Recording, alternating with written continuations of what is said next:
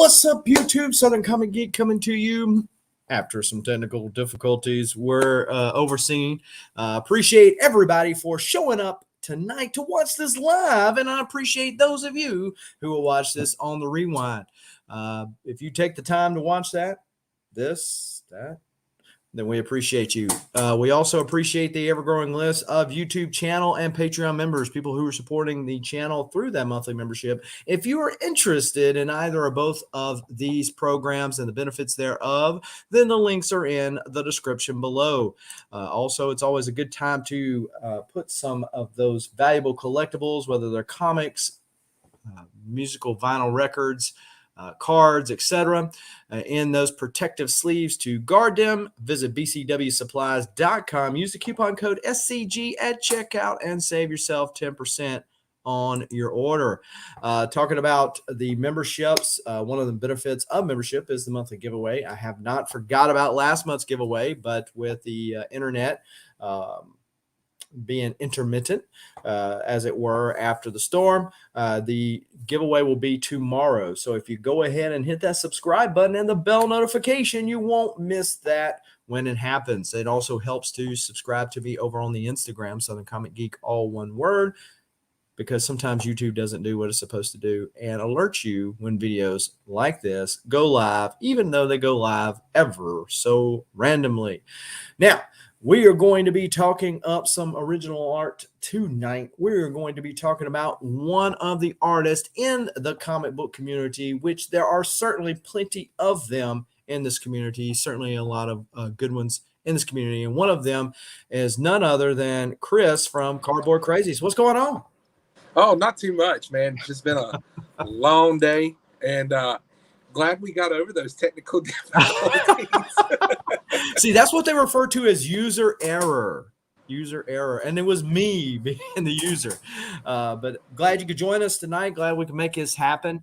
I know we've been waiting for a while for this particular book, one of the particular books that we're going to be talking about tonight, to get back from EGS, because I asked you to send this book off, and we'll talk about that book a little bit later. But for those as we get started, for those who might not be familiar with your channel or you in general, why don't you give us a little elevator pitch about you and your channel? Sure. So on my channel, you'll find a lot of different things. I started off as a sports cards channel and had a partner that I did it with, and found out really quick that unless the other partner is all in, it's hard to keep it going. And it kind of fizzled out, and I was like, man, sports cards are just getting way too expensive. And it was like right at the beginning of the boom, and everything just started to skyrocket. And I was like, well, I could just stop doing it completely. I didn't want to do that. So I decided to switch focus, and I was like, I've got quite a few books. I could do something on comics, and I just started it and fell in love with it, and now it's branched out into all these different things. We've got a drawing show with Roscoe called Geek Out with Roscoe called Between the Lines. That's every week. Actually, I'll be jumping over from this to that. And then on Wednesdays, I have Let's Talk About It with Remy Q Studios. So Saturdays, I've had in the past Art with the Professor. I've kind of taken a hiatus from that because of some family things. My brand new nephew was born not this past Saturday, but the Saturday before, and we've been spending time with them and just, helping them out with the baby. So lots of stuff. Now, that's funny that you should say that, how your channel started, because I didn't know that until last week. It's got to be before the storm, because I was watching more YouTube at that time. And Remy Q Studios, who you mentioned, was going down memory lane. And that was a trip. This guy, he's fun guy, another supporter of the channel. He's actually the first channel member that I had, but good supporter of YouTube the comic book community, all around great guy, and just funny as all get out. But yeah, he was doing all these. Was that on your channel? Or was that on his channel? I couldn't It remember. was his, and the funny thing about that was, at the point that we went live, he had not told me anything about a guest. I was kind of flying solo, going, okay, what am I going to do? What am I going to ask? What are we going to talk about? It's a show called Let's Talk About It, and he hadn't given me any indication. And then he gets on, and this was right before or right at the same time his computer crashed, so he lost all of his OBS stuff. He couldn't get any of his green screens up, and he's just like, you know what? We're gonna fly with it. I've got this stuff on my StreamYard already, so it is what it is. And that was funny. That was a funny kind of way things worked out.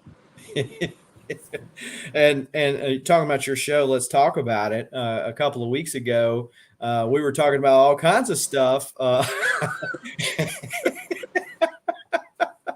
and you just kept digging yourself a bigger hole. I do that. I tend to do that when I get excited about talking about something. That was one of those instances where I felt very strongly, and it has not gone away at all. It's every time somebody talks to me, they're like, so how you feel about Kickapoo Joe? And I'm like, oh, come on now. Yeah, so all of these laughs and other ones like them you can view on Chris's shows that he mentioned. And of course, the links to his both Instagram and YouTube are in the description below.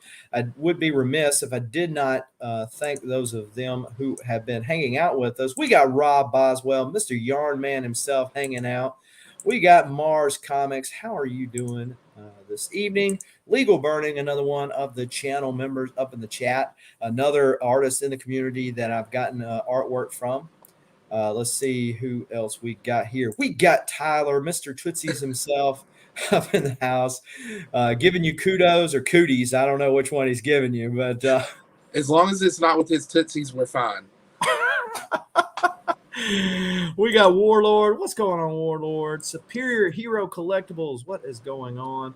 And Rob says he's chilling like a villain up in Kentucky. He's saying you gave him he gave you cooties. But yeah, so, and Rob, talking about people hanging out, how's that when you're up in Kentucky and nobody gives you an invite? Say, man, come over here. We know you're in Kentucky too. Come on over here and hang out with us. It's just like that sometimes, man. You got to be in the club, and Bub just kind of excluded you.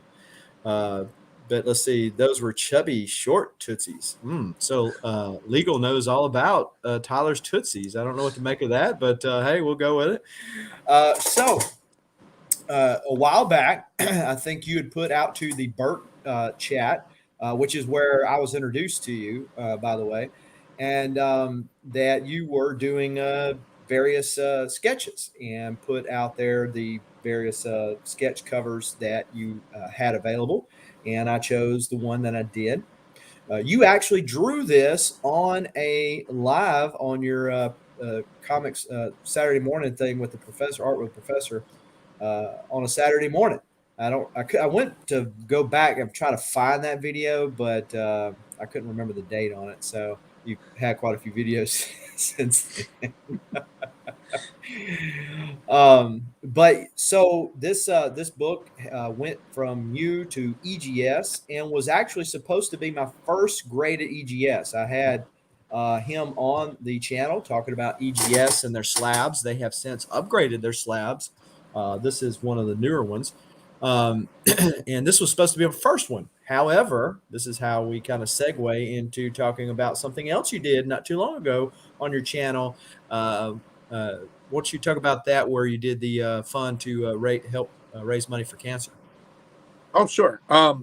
So not too long ago, in a galaxy not so far away, we did the C3, which is Comets Curing Cancer, and it was a phenomenal fundraiser. It was a long 24 hours. I think it took me a good 3 to 4 days just to catch up with myself. We Now, catch finished, up and with yourself. Do you mean grow your beard back? Because you did lose that in the process, right? I did, and I told my wife, I said, I feel like I need to go out with kind of a bag over my head just because people aren't going to recognize me now. But it, you know, I decided I was just not happy sitting around and not doing something valuable with my time, and I decided to do something to help other people. And I noticed that you've been doing something quite similar with your stuff. Um, Yeah, I ride every September. This is the fourth year I've done it. I ride my bike and raise money for Children's Cancer Research Fund, specifically. And so, yeah, the links to that, if anybody wants to donate to that fund, are in my bios on Instagram.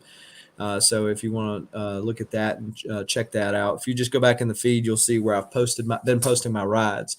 So yeah, thanks for bringing that up. But cancer is one of those things that has touched just about everybody. So this is not something that people, with certain diseases, you kind of have to be in the middle of it to kind of understand what people go through. But cancer is one of those things that's just touches everybody because there's so many different forms of it. That it's easy to understand. So you blew it out of the park. Of course, I think this was the first year you've done it, right? yeah. So you really didn't know how it was going to go, how it was going to be received. So you kind of set a goal. It was a lofty goal to start with, and you just blew it out of the park anyway. So talk about that. What'd you end up raising for that? So the original goal was $2,000, and since he's in the chat, I'll say I was talking to Tyler from Shattered Glass, and he was like, "Dude, that's a low goal. Set it higher." And I was like, "Yeah, this is the first time we've done it. Didn't know what it was going to do." And I was like, "Look, here's the deal. I've set it at 2,000. If we hit 4,000, then this comes off." And not only did we hit 4,000, but we raised a little over $8,000 in just 24 hours time. And it was an insane, just people that you hear about in the comic community, including yourself, and including a lot of the people in the chat, showed up and were just super supportive, and it just turned into this great thing. And I don't know if you've heard about it, but I'll go ahead and say it here. The Road Trader and I have been talking, and we've actually got this now to where it is a nationally recognized fundraiser through the American Cancer Society, to where they've built a website for it, and wow. they're in the process of building the website.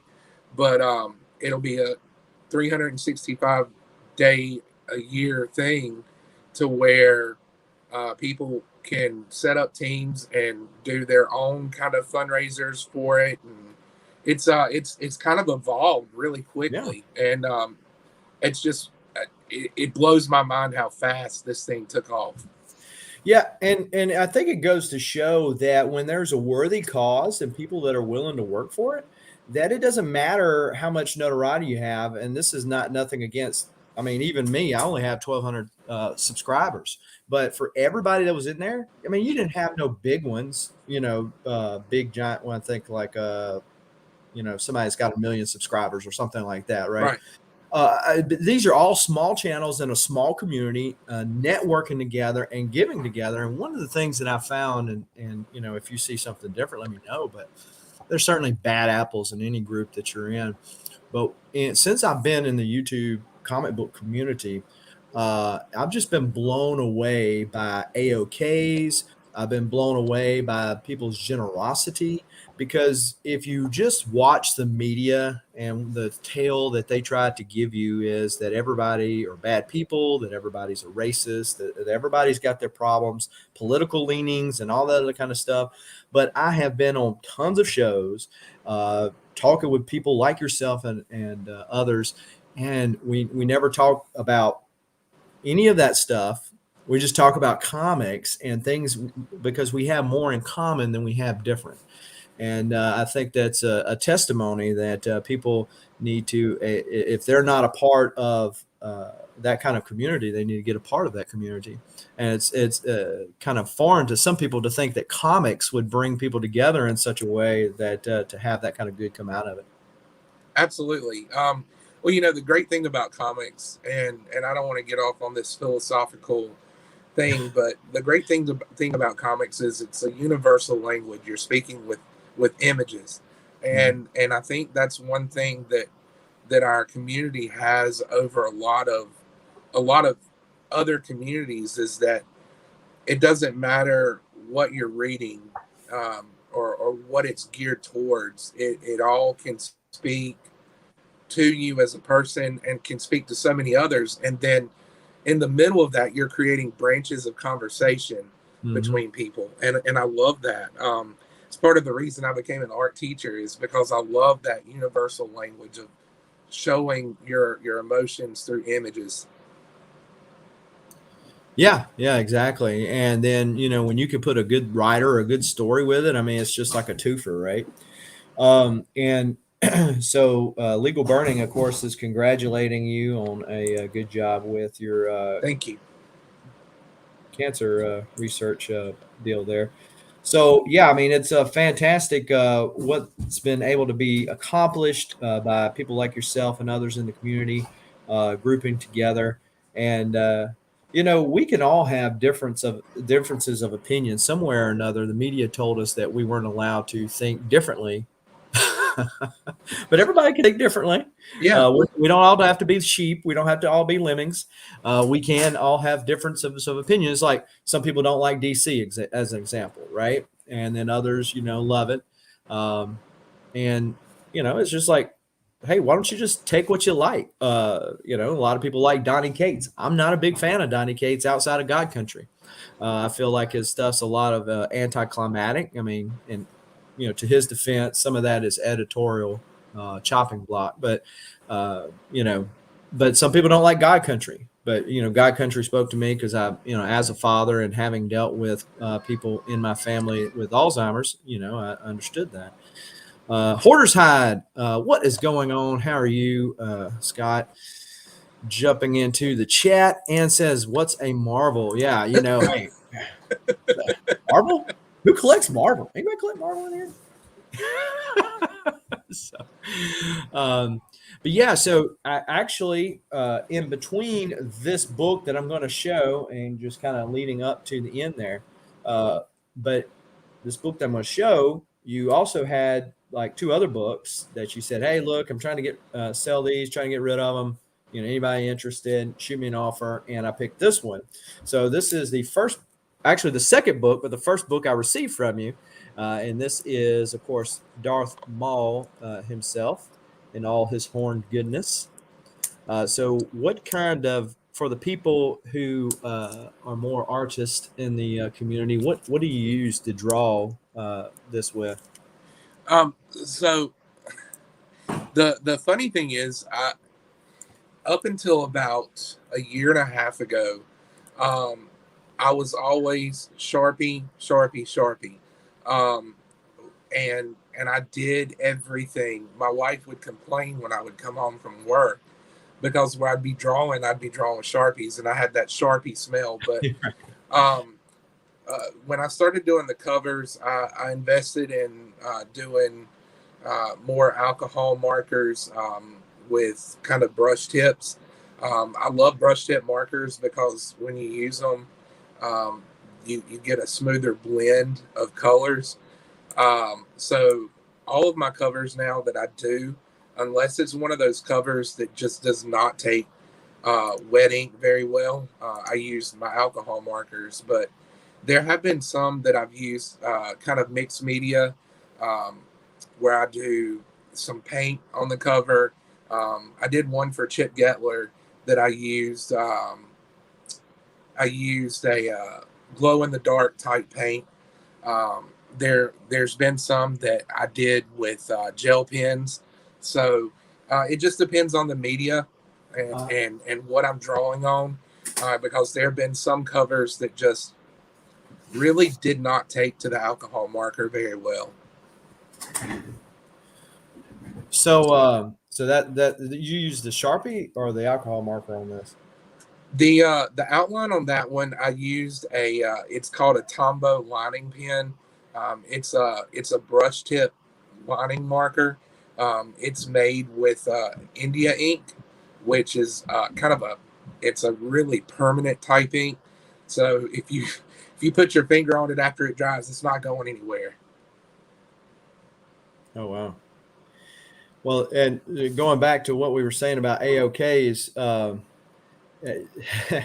we got people in the community that, of course, Freaky Louie drew this. He sent me an AOK and he drew this. And of course, this is a callback to my Monopoly board back here. And then Thomas Z, one of the channel members and Patreon members, he sent me an AOK and he drew all over the box. I cut the box up, you know. But yeah, I've had people send me letters and stuff like that, and I keep all that stuff. But yeah, so it so this was the second piece, but the first piece that I received, because it was kind of a process, and I was really surprised. I think you told me that EGS was originally going to grade it, and then you told them no, do it as an art piece, which I knew CBCS does. I didn't know if CGC does that or not, but where they don't grade it, they just say, "Hey, it's an art piece. You know, take it for what it's worth." So the fun part of this whole ordeal, your slab and then the one that Shattered Glass was referring to earlier, they were my first ever submissions to EGS and my first ever art submissions as covers. And I filled the paper. Well, I did the online registration for them and sent them in. And when I was talking to Tony from EGS, he was like, "Well, I haven't seen the paperwork for it yet, so just let me look for it, see what we can do." And I messaged him back, and turns out I had filled it out like I wanted it to be a verified signature graded slab instead of a graded art piece. And he helped me get that straightened out. And then after that, it was actually a pretty quick process. I think within a time span of 2 weeks or so, they had it graded. I had them do the custom labels, and then 2 weeks after that, they had it graded or slabbed, and then they printed out the COAs for them. And it was a eye-opening first experience for me, and now that I know what I'm doing, I think it would be a lot quicker in future endeavors. But that was something. I was biting at the bits, wanting them to get back because I wanted to see them. I was like, this is my first artwork that's been slabbed, so I really want to see these. And finally the day came, and I was like, I sent you a message and sent Tyler a message. I was like, they're finally back. Yeah, and so I had seen EGS before, but when I interviewed Legal Burning, when I bought a slab. He'd already done it. He didn't do it specifically for me, but he done it, put it up, and I bought it. So I had him on the show, similar to this, and Tony was in the chat. And so he was going back and forth. So I just reached out to him and said, "Hey, would you come on the channel?" And I think, if I'm not mistaken, that's how I think Tyler said that's how he found out about EGS and used their services. But this is the Slabaroo right here, folks. This is BetaRay Bill and all of his glorious goodness right here. And the thing with EGS is how they blend, the labels. into this, which I'm sure takes more time. They obviously don't have the volume or the workforce that CGC or CBCS do, but it still takes more time to do these labels as opposed to just a regular run-of-the-mill label. But this is definitely, one of the things that CBCS says he doesn't. The Steve, what's his name, the president of CBCS, says he doesn't like taking away from the book by the label. Well, what happens if you could make the label blend with the book? Wouldn't that be even better? And that's what EGS does. Unfortunately, right now the value for resale is not there, but that could come in time. So if he just continues at it and does good work and people don't find some kind of big discrepancy in his grading side of things. And I think these new cases will go a long way too. So in the old cases, they had a seal on the side of them, and they were tamper proof, but it didn't look as good. And daggum, I think these things stuck in here. This thing is, look at that. It's not even letting it come out of the thing. There we go. All right. So as you mentioned, they do include a certificate of authenticity. And then I didn't know this. I'm glad I took it out of the thing now, because I'm going to show this off on the back. But this is so this is the sides, these little deals, and there is I don't know, can you take that off, or does or is that one of those things where they just put stuff on it so it doesn't scratch and last longer that way? I don't see anything that would break a seal, but they have this like little tape stuff that goes along those little deal, versus used to they had those tamper proof seals on the side there.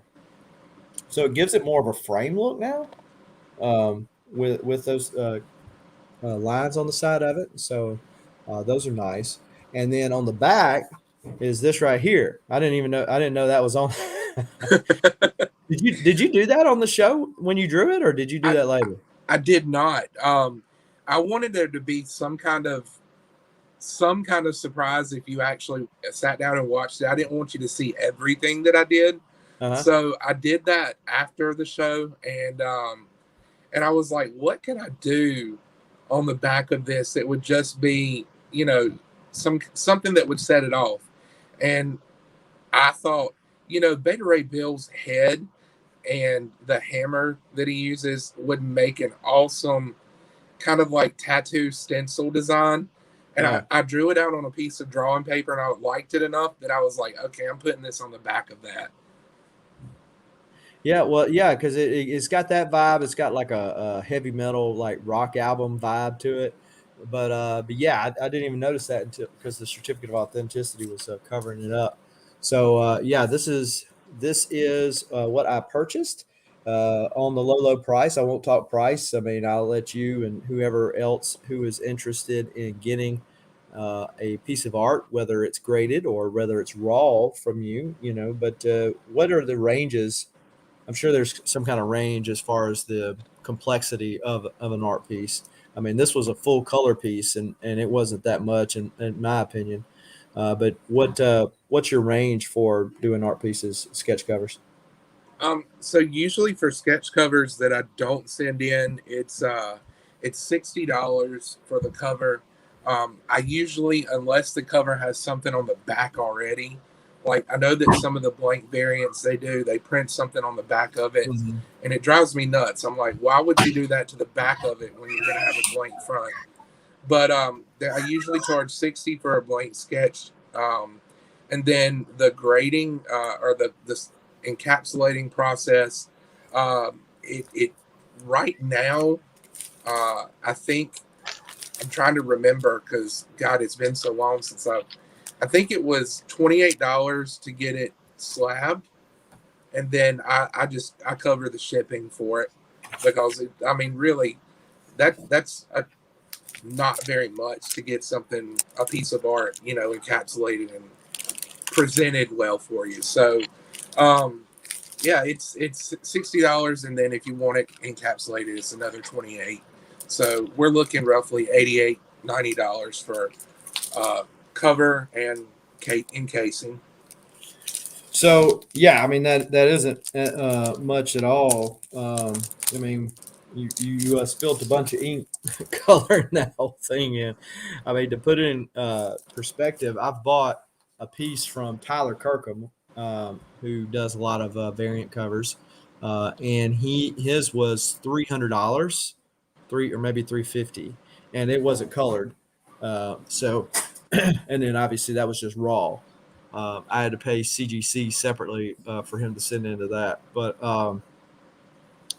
you know, if sketch covers are people's thing, and um, I've kind of evolved or devolved depending on who you talk to in my collecting, is that I like more different pieces because I've got the X-Men ones and the Hulk 180 ones and all that other kind of stuff already. So I don't I'm not chasing after that stuff as much as, you know, different pieces that have, like, I've got a piece from Alan Bellman. Do you know who that is?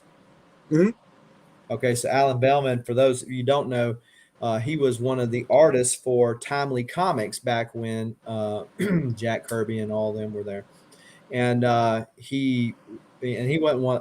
He isn't even really named in most of his work. I mean, he was like an inker and a backup, you know, artist or whatever.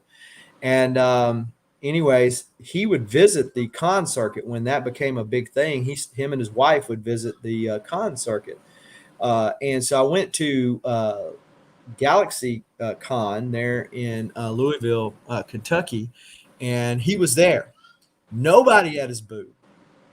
Man's 80 something years old, got plenty of stories to tell, right? And everybody's sitting there, and Donnie Cates is line. Everybody's, you know, and I'm not knocking any of the new guys. Don't get me wrong. I mean, I went and got in their lines too, but I went and got in Alabama's line and just sitting there talking to him. And he did a sketch cover for me for $150. And he said, I'm going to be, he said, it's going to take me a while to do what you want me to do. Okay, that's fine. So his wife calls me a couple hours later. She says, it's done. But I thought he said it was going to be tomorrow. So I go in there. It's already done. And then that was in November of 2019. He died in February of 2020. So had I not had that experience, you know, you're not getting any more art pieces from him. And so it's just different things like that. I've started collecting foreign comics for much the same reason. Just, you know, the story behind the book and getting it is as much a thrill to me as actually owning it in my collection. But Yeah. excuse me, but this is definitely you know, worth the price to me. I mean, are you doing any cons or anything like that that in the near future? Are you thought about that? Well, I'm trying to set it up with I say local shop, but it's about an hour and a half away from me. I'm trying to set it up. They do a big event every fall where they have local artists. Then they have some national artists come in, and they do kind of a big discount on their back stock and costume contest and all this other stuff. I'm trying to get them to where they'll have me. We've been going back and forth about logistics of it, and it's been a process. But I would love to eventually do that. I just right now I think I'm at the point where I like doing it on a small scale, just so people I know in the community that may want one or may just say, "Hey, I'm going to take a shot on it," go and they're able to get one. You know, we were talking about pricing, and I went the reason I price mine the way that I do, and I've got a lot of grief about it because there are people that go, you're selling yourself short. You're selling it really cheap, and I'm like, number one, there aren't many people that know who I am in the community yet because I'm not out there like that. And not only that, but when I was younger, I went to a shop. I think it was in Raleigh, and there was a artist that was local there, and I loved his work, and I was like, I want to get a piece done by him, and so I go up to him and we're talking, and I asked him, how much are you charging to do a cover? I just want it black and white, front cover, and that's it. And he told me, he said, well, if I do a cover for you, it's going to be $250. And I'm thinking, holy cow, you know, I don't have $250 on me, but I'd love to get one. And then I said, how about a sketch in my drawing book? And he was like, well, that'll be $110. And, you know, it really kind of, as somebody just starting to collect comics and getting into the art, it kind of put a damper on me. And again, like you said, I'm not knocking the way anybody prices what they do, because I think everybody needs to get what they put into it and get their worth out of it. But I'm like, I want to be, okay. I was like, I want to be affordable for people that don't necessarily have a lot of money to spend. You know, if there's somebody that wants a piece of art and they go, I've only got this, I'll work it out with them. And that's kind of the way I like to do things. And I know that I've gotten some grief from people because they think that I'm underselling or for whatever reason. And that's just, I don't know. I like for my stuff to be affordable. Well, I mean, it depends on where you're at in your place in life, right? I mean, because I mean, you're not doing it for, you're doing it as a side gig. It's something you like to do, and that's fine. You know, if somebody's doing it full time, obviously if they're setting up at a con, as an example, there's a cost associated with that. Well, you don't want to just eat the cost. You got to, you know, price your products to be able to handle that cost. So yeah, there's all these variables into it, and as you get your name out there, then you can kind of raise your prices, and because as you devote more time to it, I mean, your time's worth some money. But it is funny how some people value their stuff, like Neil Adams as an example. He really likes his stuff. Yeah, absolutely. And he's kind of at that place in life is like, you know, hey, you know who I am. You know, I'm Neil Adams. You know, buy my stuff. If you don't like it, that's fine. I'll go sell it to the next guy. But do you know Guy Gilchrist? Not familiar with that name. So Guy Gilchrist was known as Jim Henson's cartoonist. And he drew on Muppet Babies. He drew on Teenage Mutant Ninja Turtles, the original cartoon series in the late 80s, and various other items. And he was at a comics shop about 2 hours from here, and I got him to do a recreation of Hulk 181 with Cookie Monster being the Hulk, with Animal being the Wolverine, and Grover being Wendigo. And I showed him, I had my Hulk 181 facsimile. I didn't take the original there because I figured he'd want to keep it or something. So I took that, and he goes, okay, I got it. I said, well, how much is that going to cost me? He said, I'm going to have to charge you like $150. I go, oh, okay. Okay.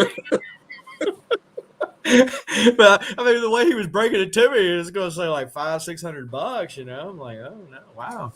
But and you know, he's at the age, maybe he's made his peace in life, and you know, he's just doing it for fun at this point. So great, good for him.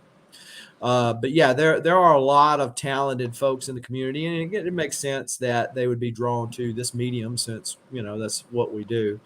We read their art. So. I think you got another show that you're going to be doing very shortly. I do at 8 o'clock. We'll be over. I'll be over on Geek Out with Roscoe's channel, and we've got Captain Comics coming on tonight. And it's going to be a crazy episode. Okay, so a couple things. So 8 o'clock Eastern time, right? 8 o'clock Eastern time, yes. Okay, so and then the other thing with Captain Comics, wish him a happy birthday. Absolutely. Every time I talk to him, happy birthday. And is Smiley Tory going to be on there, or is it just him? Yeah, That's a good question. That it's supposed to be just him, but we'll see. Yeah, so she always adds a extra level to it. So, but yeah. So, anything else that you want to leave with us as we wrap this thing up? I mean, I appreciate you having me on. I love that. It makes me happy when people are happy with what they get, and Mhm. it's an even added extra bonus that you didn't know that was back there behind the COA. It So pulled to up. see you see that in person was made it that much sweeter. But yeah, I just if you ever, if anybody watching now or at any point wants to contact me about some kind of work, please uh, contact me on Instagram, Cardboard Crazies Comics, and I'll be happy to set something up with you. But So other than your that, I mean, I was just sir, going to say your contact information is in the description below. So if anybody, can't remember all that, or you're watching this on the rewind, his Instagram and YouTube are both in the description below, and sub him up. You just crossed over the 500 mark, and so you're marching on to bigger stuff from there. And so good job. And Legal Burning, another artist in the community and channel member, says, wish you the best. Great art. Cool interview. Thank you. Thank you. Thank you. And for that, of course, we've got to make it rain in the right direction. Thank I love you. that. Appreciate it, Legal Burning, for dropping that. And it is true, Fu is a furry. Uh, one of the another artist in the community, Squatchy Comics, usually when he does a mystery box, I always get it, and there's certain ones of his sketch covers I'm like, oh, these are the ones I really want to get, and I've been hitting pretty good on them. So but Oh, yeah, I sit up early. Well, I say early, late at night or early in the mornings a lot of the times when Squatchy's on Instagram doing his cover work uh-huh, because I uh-huh. love watching and honestly I picked up a lot from him watching him do his covers, and he's one of those people that I seriously admire because he's got some phenomenal stuff. Yeah, I bought a Last Ronin cover from him and had him on the channel, and I didn't know if you knew this or not, but Rob Boswell, I believe, was too. I know Warlord was featured in one of his comics. Okay, cool. Yeah, and so Squatchy is actually got a volume one supposed to be releasing very soon of him and Foo's adventures, and so this is the C cover here. I'm You gonna know try to what? show. I think I did see that. I think I saw that floating around on Instagram. So this is the C cover. Okay, so it has all the bodies down there, and so I'm thankful that I wasn't over there on the peeing side, but there's my head right there, the ball guy. I'm over here by Flu, That's awesome. but anyway, so yeah, he Fu he's in Tennessee, and I was in North Alabama at a con, and he came down, and we went out to lunch, and so Squatchy did a comic about us going. Their back and forth with each other is hands down one of the funniest exchanges I've seen. Um, the whole Fuminati and Fu's a furry and all that. It just I get a kick out of it every time I watch them on a screen together. Well, and we're kind of veering off the subject here, but the funny talking about that, I don't know if you watched a couple weeks ago, I got a message from Fu that says, "You're the one that done it, right?" I go, "What are you talking about?" And he had gone. I went back and watched the video.